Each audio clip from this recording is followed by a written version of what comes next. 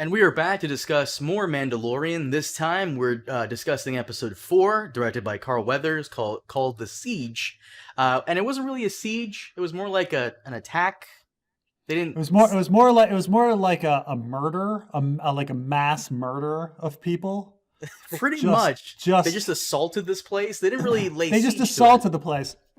What's funny about it is it's only after the fact do they kind of determine that they're doing shady stuff. But they went in murdering all these people, like with no information on them having done anything wrong, right? Well, they're Empire, so they have to have done something wrong at some point. They're Empire, and therefore, you can just kill everybody, right? Yes. It doesn't matter. Yeah. That's exactly how it works, Preston. I mean, does it though? Because here's the thing about, like, I kind of feel that the new trilogy with Finn, like, let's like the cat out of the bag. It lets the toothpaste out of the tube on whether it's moral to just slaughter stormtroopers, right? Like, we've established that not all stormtroopers are bad. Stormtroopers are regular human beings that have, like, mixed ideas and are unique. And if you're just going to go in and slaughter them, these are people that are taken from their families and forced into labor, and they just arrive and start slaughtering them. Feel kind of bad. I mean, there's a lot of death. They killed a lot of people this episode. This episode, they really did kill a lot of people, and there was one scene in particular I thought was really ridiculous. It started out cool, and then there was something stupid, and then it ended kind of cool. We'll get into it. Can I start the summary? Sure thing. Sweet. So, escaping Trask, the Mandalorian and the child take a detour on the way to Corvus to repair their ship. They land on Navarro. And there they reunite with Cara Dune and Greef Karga, Carl Weathers' character. Tatooine Part 2, right? Because it's just... I wouldn't say it's Tatooine Part 2 because it's kind of a lava planet. Okay. So I wish we would have seen... It's a more dry Mustafar.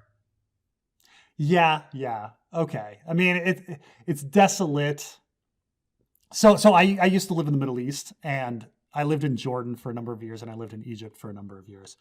And one thing I learned, having now lived in the desert for this amount of time, is there's a lot of different types of desert.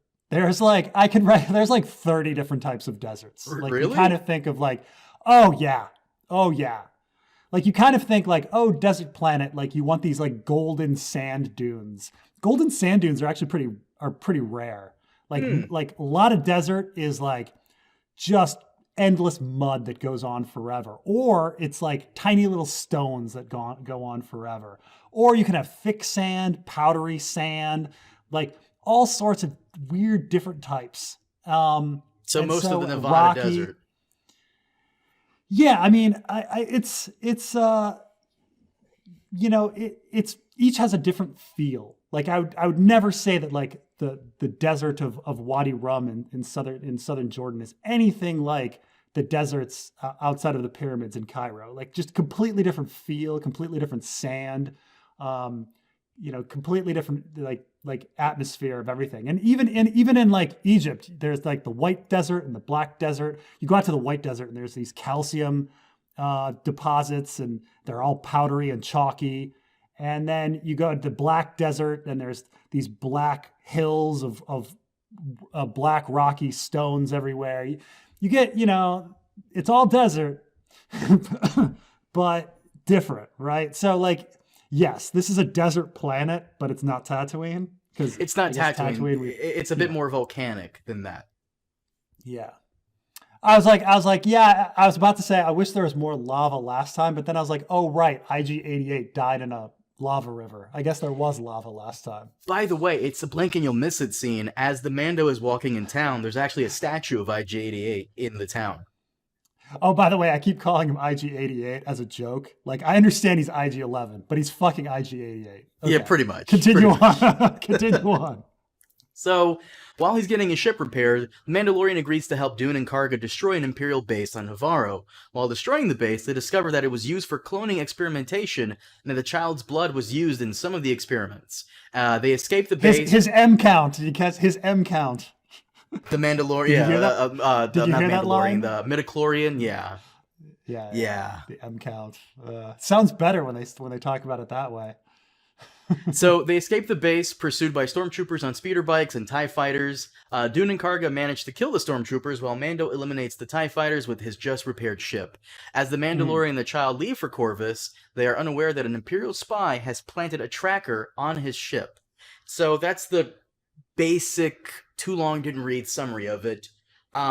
Real quick, I just want to say, I don't know if you noticed this, but the dialogue in this episode was really clunky. Like, it felt off, and the fact that we got the blue guy again, the blue guy from the premiere of season 1, he just felt off as well, and Mandalorian... He didn't fit with the party. Like, I'll grant that he was probably the most interesting character. I think he grounds you. I think you're imagining yourself as the blue guy. Like, they needed an everyman. Like, I guess. Otherwise, I would argue against that. Like, he felt very awkward in the whole thing, and the fact that they kind of verbally abuse him, like, "Get in there, hurry up." I mean, I was just like, okay, so we're just going ahead and like saying like slavery is okay in this episode, right? Carl Weathers is a slaver, right? He's like taking this guy on in like debt servitude for the guy's entire life. It's slavery. And he forcing him into these dangerous situations. It's just weird. It's just, man, our characters suck. Like, they really suck as human beings. Well, he directed this episode, so I mean, he had some say how it was done. It was directed fine. I wouldn't say, I was thinking about that as Carl Weathers directed it. I was like, it was fine. Oh no, it was fine. And I will say the graphics for this episode were fucking phenomenal. Like, the whole thing just looked great. The TIE fighters, the speeder bikes, like, the whole thing looked amazing. I was actually saying, like, I was thinking during this episode, wow, this is movie quality. Like, everything. There was only one moment when the speeder bike stormtroopers were riding where they looked a little mechanical, and that was it. The rest of them, I'm just like, wow, these action sequences are what you would get in a movie. I thought that I was like, wow, this is really how far we've come, right? That a regular show on TV has this kind of stuff. But yeah. Yeah, it's just, to me, the dialogue felt a little clunky from time to time. It felt a little not believable, and not to mention, I'm going to sound like a major asshole when I say this, it feels weird watching an older man like Carl Weathers run and gun and do that stuff. It felt weird when we watched Picard do it. Like Jean-Luc Picard is an older man, like Patrick Stewart is an older guy now, and it felt weird watching him with this younger woman, like, just do these action scenes, and it kind of feels weird with Carl Weathers doing it as well. Yeah, so did I ever tell you about, I'm sure I have, because Carmine and I have now known each other a long time, and you know, we talk about movies, and I'll repeat myself, but there's this movie with Anthony Hopkins and Chris Rock, and it's called Bad Company, and it's one of the worst movies I've ever seen. It's horrible. Sounds horrible already. Don't see it. I mean, it's just one of these just like cookie cutter, like, you know, he's a CIA agent and then he gets pulled in, and Chris Rock is going to say his funny non sequiturs, you know, that don't land at all. But what's hilarious is, you know, even though this came out in like 2002 or something, like Anthony Hopkins, he's ancient now, but when this came out, he was still in his like mid to late 60s, right?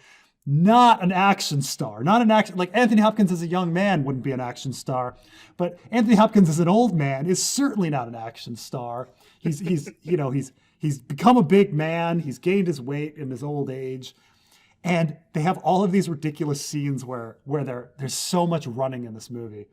And they'll run down a hallway, and Chris Rock will be ahead, and in the scene, which is like 3 seconds, he'll like gain another like 20 feet, leaving Anthony Hopkins behind, but then they'll turn a corner and all of a sudden Anthony Hopkins will have caught up. And then they turn another, and then he like loses ground because he's a fat old man. And then Chris Rock will turn another corner and he's like caught up. They were doing the same shit in this episode, right? They were running down corridors and like somebody would like fall behind and then they'd turn a corner and they were all caught up.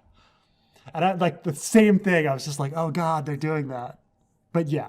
How old's Carl Weathers at this point? I have no. Let me check real quick. I can check right now. He is 72 motherfucking years old. He's 72. Yeah. Holy shit. 72 years old. Now he looks fucking awesome for 72. Of course. Don't get me wrong, but Jesus, you're doing an action scene at 72. 72 years old.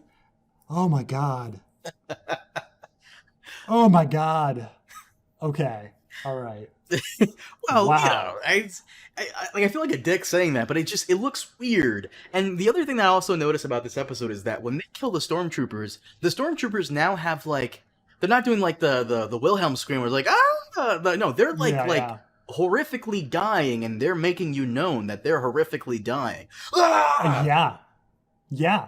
I mean, there was a scene where, and I remember this, they had 2 Stormtroopers were on the control panel trying to like undo what they'd done.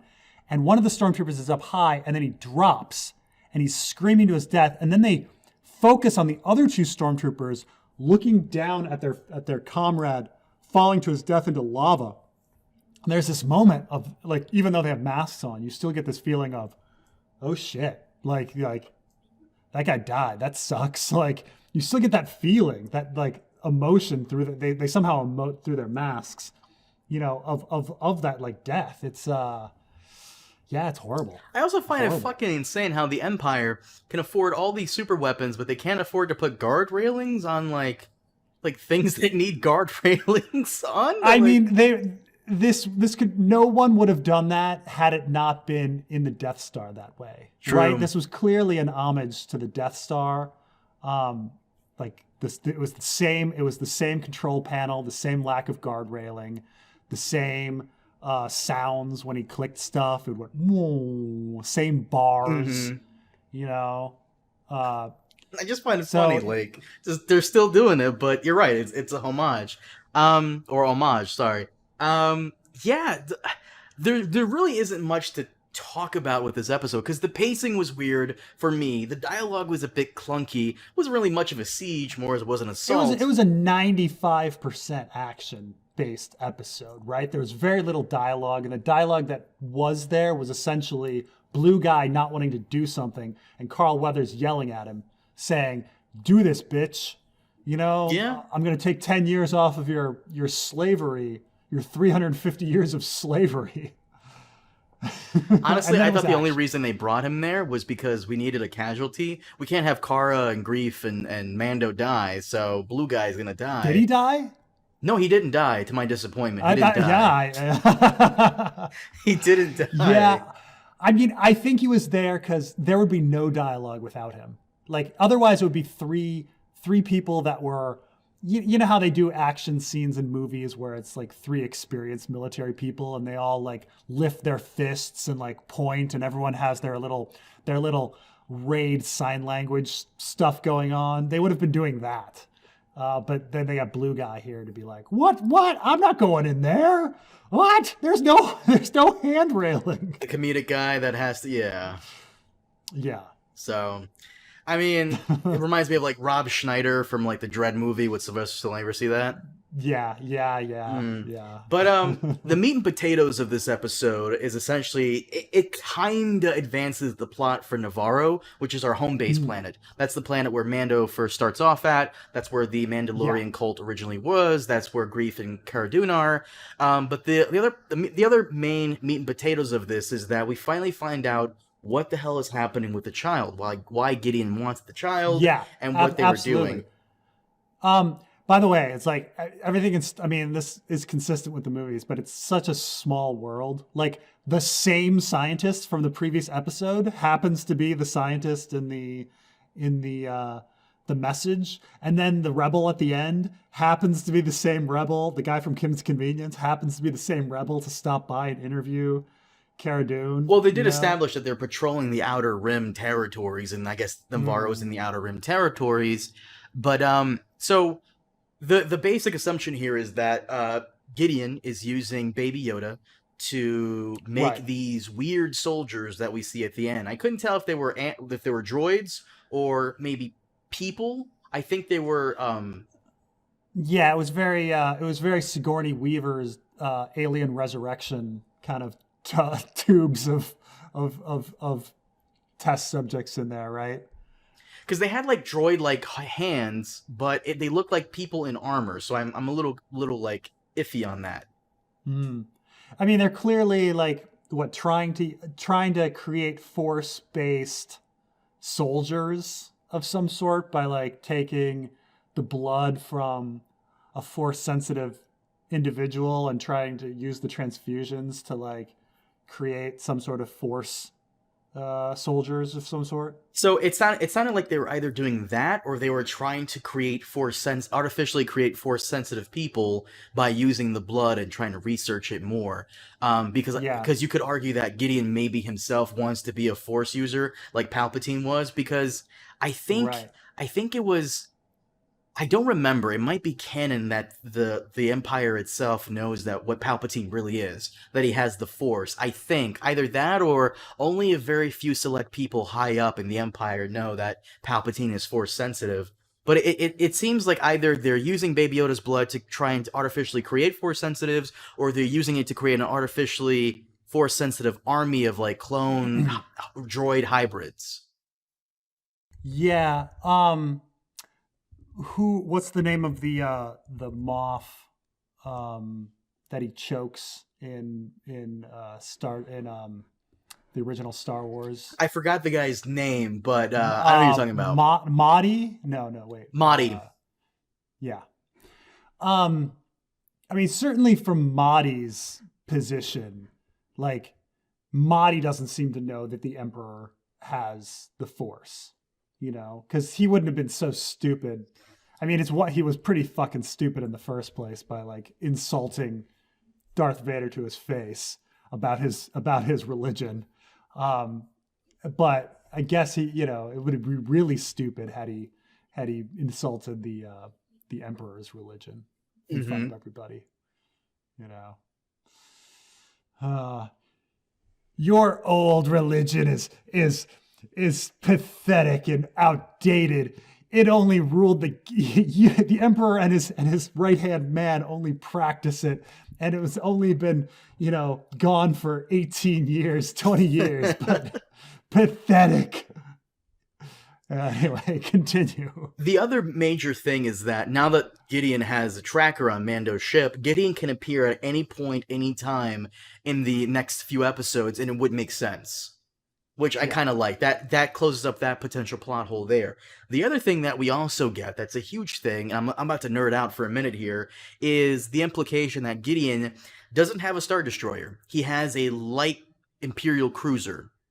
And those light Imperial cruisers are usually used for patrolling or to back up actual Star Destroyers. Now, Gideon is a warlord, I guess, and the fact that he doesn't have a Star Destroyer could mean a bunch of things. I could be overthinking it, but it could also mean that Gideon wasn't chosen to flee into unknown regions with the other Imperials.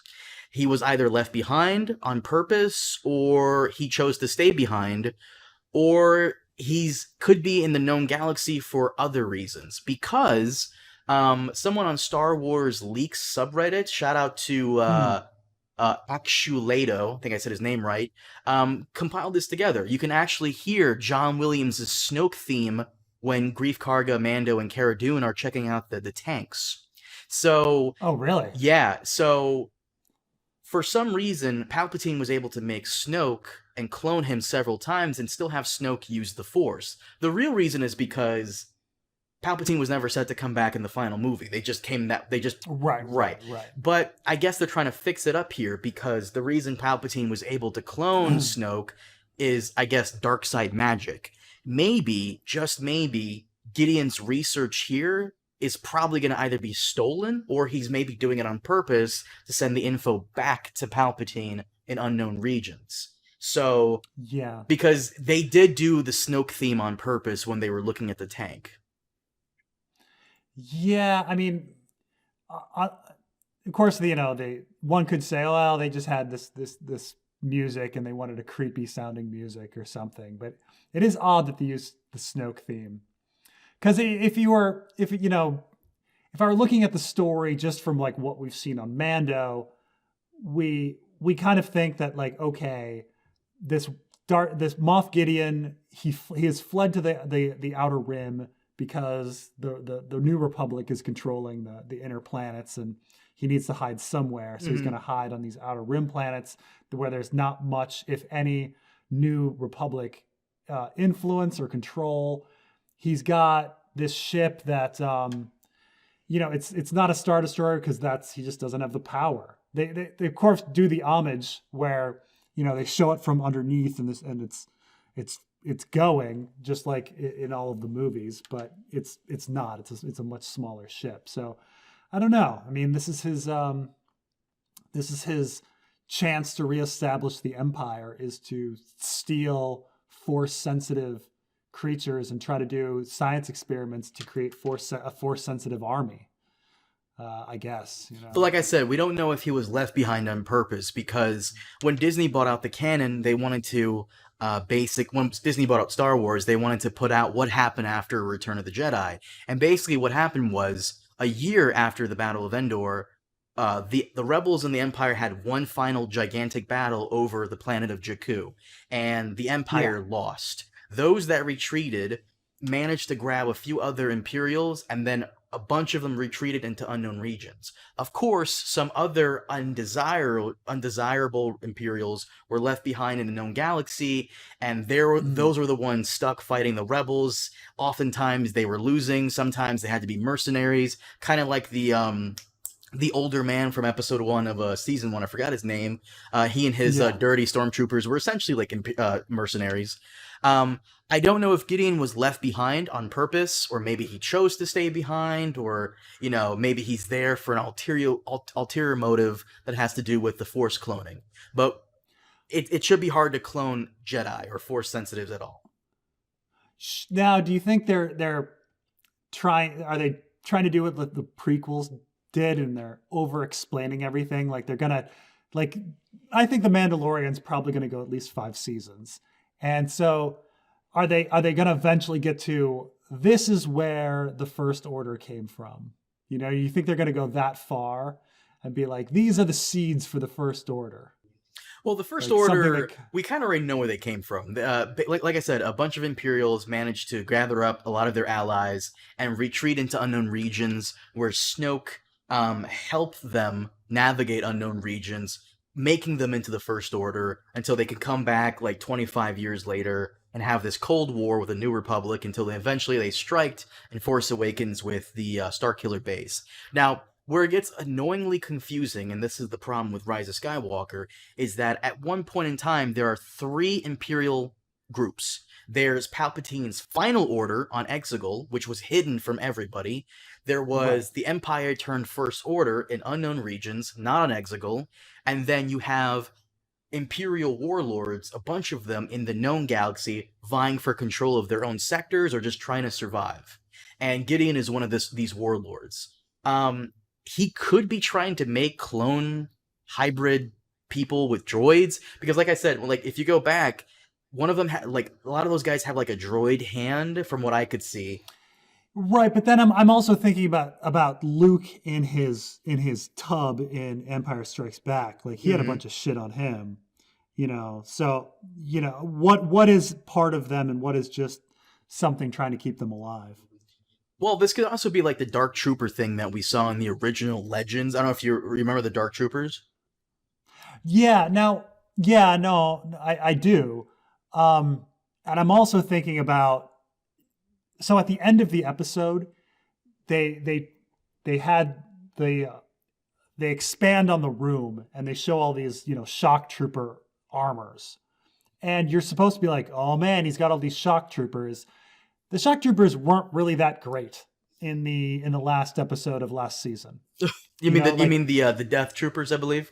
Yeah, the Death Troopers. Like, looking at them expanding on his room of whatever 30, 40 of those suits, I was not impressed.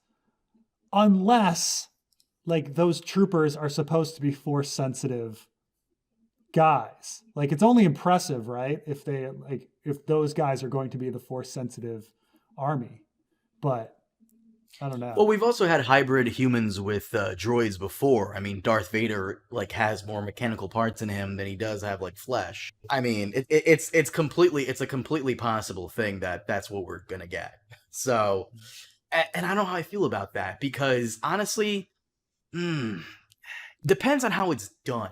Depends on how it's done, because I kind of wanted Dark Troopers to be a thing in the new canon, because they were super cool in the original canon, and they had, its own, special Star Destroyer-looking ship, where, they were made and all that stuff, so... Yeah. It depends. We'll see how it's done. But the overall episode, felt like mindless action with bits and pieces of plot to give us into the next episode, which is supposed to be really long.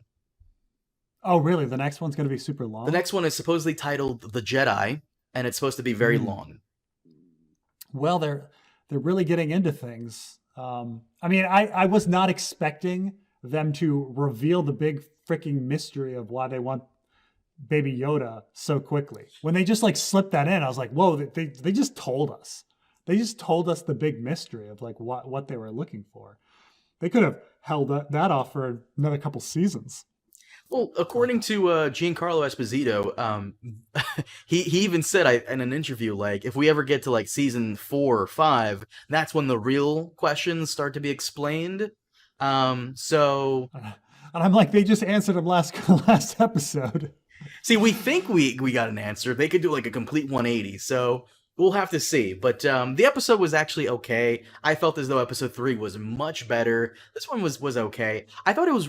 Real quick before we move on from this, because I actually have a couple things I want to discuss with you. Sure.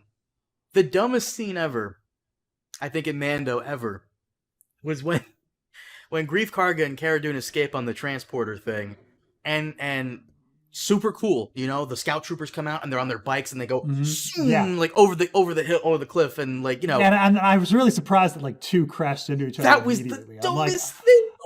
Oh, that was the thing, because I was like, you guys, this is your one job. You were this is what you practice. It was it was so cool. They're coming out. It was so cool, and then they crash into. You're so lame. You're so lame. Oh my god. I know. Now this happens in real life all the time. I understand that in real military situations, helicopters crash into each other, taking off all the time, and that's. But when it comes to action movies, you don't our heroes didn't even cause that. That was them just being dumbasses. Oh, it's so cringe. You guys are so lame. Oh my god. I also want to discuss with you 2 things. The first thing is that we missed an entire plot hole, apparently, according to someone on my Discord. Shout out to you mean besides the frog impregnation scene. Jesus Christ, Preston. You and this frog impregnation thing. Shout out to Jurgen on my Discord. He actually made a very good point. He posted, Mandalorian, what's a Jedi? Also Mandalorian, may the Force be with you. Because remember, in episode 2, this is something we actually didn't discuss. I don't know if you caught it. I definitely didn't catch it. Mando doesn't know what Jedi are, but he does know may the Force be with you. Yeah. Because he says that to the 2 X-Wing pilots. Yeah. Now, some people are saying that this is a major plot hole. I don't know about that, because it is completely possible for someone to say a phrase and not know the true meaning behind it. For example, my way of explaining this away, and a reply to this person, was, it's kind of like when people say God bless you.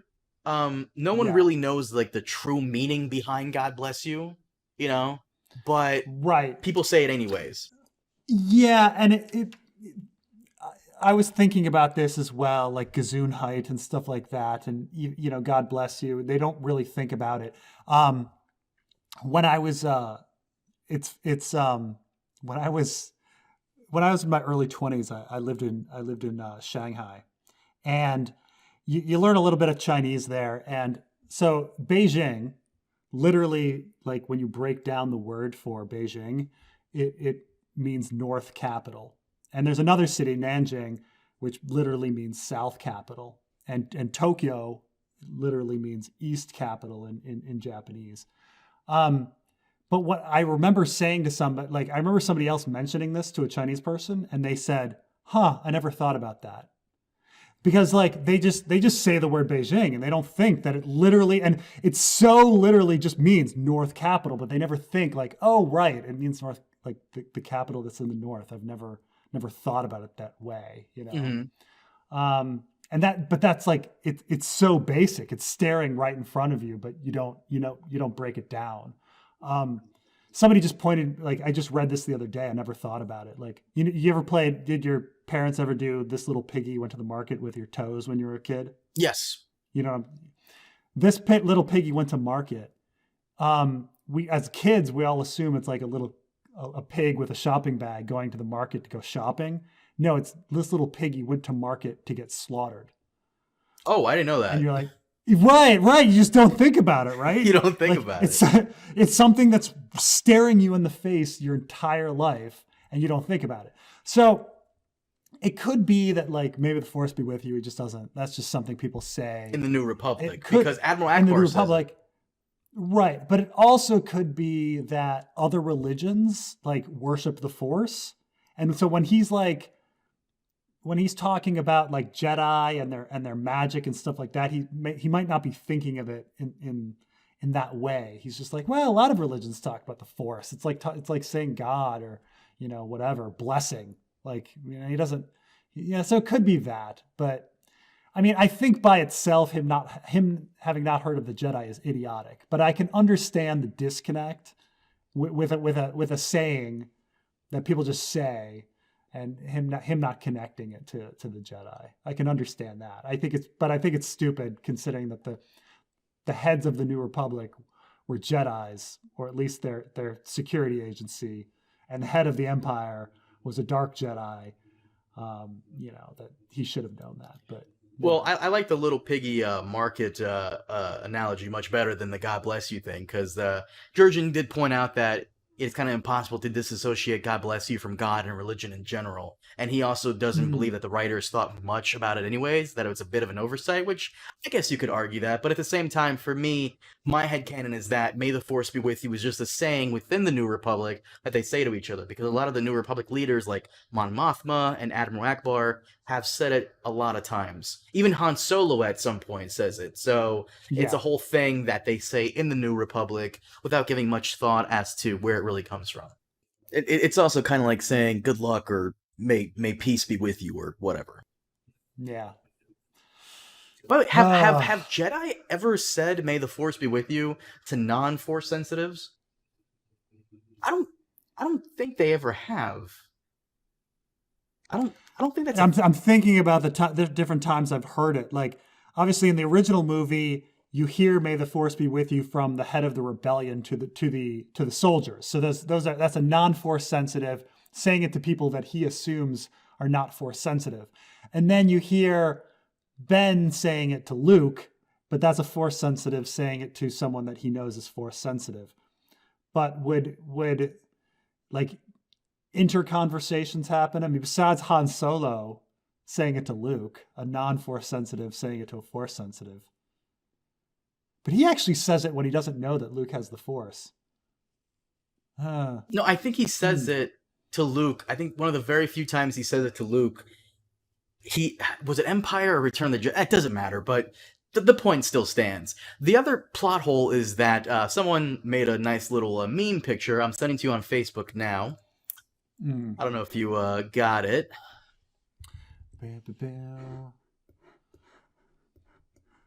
I think he says it in the original Star Wars, Han to Luke.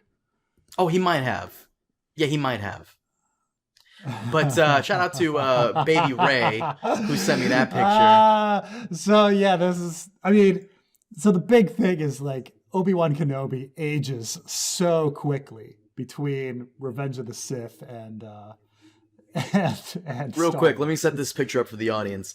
The last time we see Bo-Katan is literally the same day we see Obi-Wan in Revenge of the Sith, and we all remember what he looks like, a man in his late to early 40s, while she looks like a woman in her early to mid-20s. And then, we flash forward 19 years after Revenge of the Sith, Obi-Wan looks like a man in his 70s, while Bo-Katan still looks like a very young woman almost 30 years after Revenge of the Sith. Yeah, yeah. So, this is kind of I don't want to say it's a bit of a plot hole, because you could argue that different tribes of humans age differently. You could also argue that because we're talking about traveling at light speed and relativity, that people do age at different rates. Maybe, there's So- different explanations. There is. but- Interstellar did an amazing... Have you ever seen the movie Interstellar? I have, yes. Remember that one part where they go to the planet, and it's like 24 hours of them on that planet, but it's like 20 years back up in space with the black guy? Oh yeah, absolutely. And actually, how they leave the one guy on the surface, and that you just assume he's died. People actually say that they could actually still mount a rescue mission for him, because like the amount of time for the wave to come to hit him, like is just so many years, like up top, so that they could completely do a rescue mission and get him. Like you think like you last see him like face down in water as this tidal wave is coming, and then they escape. He's still alive. Like he hasn't been killed yet, so they could rescue him. True. Not that there's ever going to be a sequel to Interstellar. I hope not. So we'll never know.